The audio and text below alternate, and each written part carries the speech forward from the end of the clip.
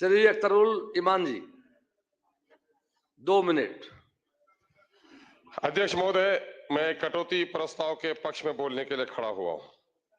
महोदय, ये सरकारी संवैधानिक कंपल्सन है कि जनता की राशि को खर्च करने के लिए असेंबली से उसका अनुमोदन कराया जाए, लेकिन ये सरकार की भी जिम्मेदारी है कि आवाम के गाढ़े खून और पसीने की कमाई से उसका उत्थान हो रहा है कि नहीं, ये देखने की जरूरत है।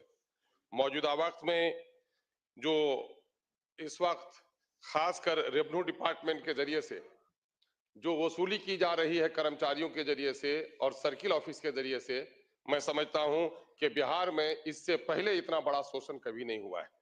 मैं सरकार का आलोचक नहीं, बल्कि मैं चाहूंगा, मैं ईमानदारी के साथ अगर बोलें तो सत्ता और विपक्ष सारे लोग इस बात में सहमत हैं कि इस वक्त रेवेन्यू डिपार्टमेंट में बेइंतहा लूट हो रही है।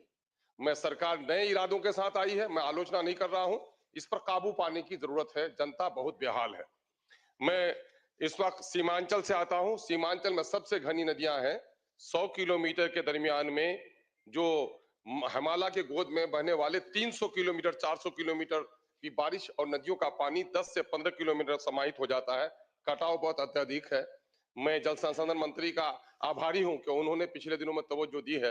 आइंदा भी सीमांचल के कटाव पर तवज्जो देने का काम करेंगे।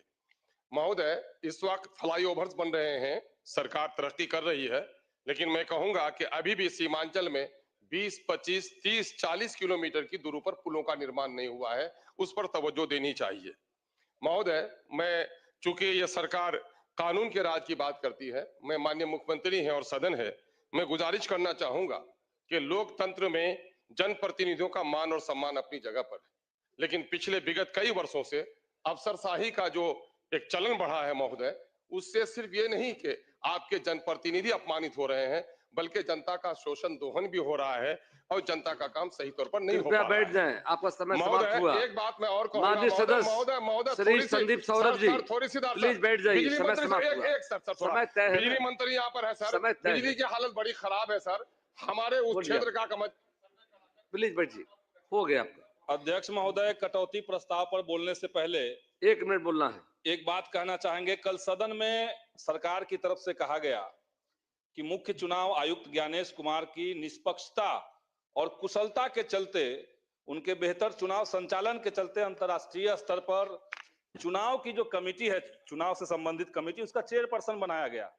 हम नहीं मानते हैं कि माननीय संसदीय कार्य मंत्री ने सदन को गुमराह करने के लिए कहा है। संभव है कि ये संगत का भी असर हो। जैसे G20 जब भारत में हुआ तो कहा गया कि सरकार ने आयोजन करवाया।